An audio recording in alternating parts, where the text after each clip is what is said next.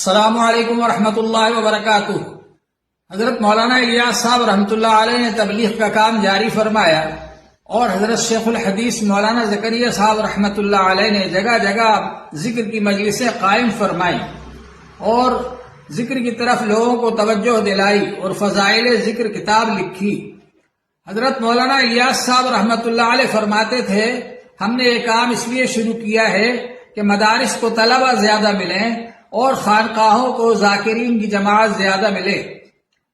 حضرت مولانا یوسف صاحب رحمۃ اللہ علیہ حضرت جی فرمایا کرتے تھے کہ اگر تم لوگ علم اور ذکر کا نور لے کر گھومو گے تو تمہارے ذریعے دنیا میں نور پھیلے گا، اس لیے اس کی کوشش کریں کہ ہم مدارس سے علم حاصل کریں اور خانقاہوں سے ذکر حاصل کریں اور دونوں نور لے کر کے ہم گھومیں اور تبلیغ کریں۔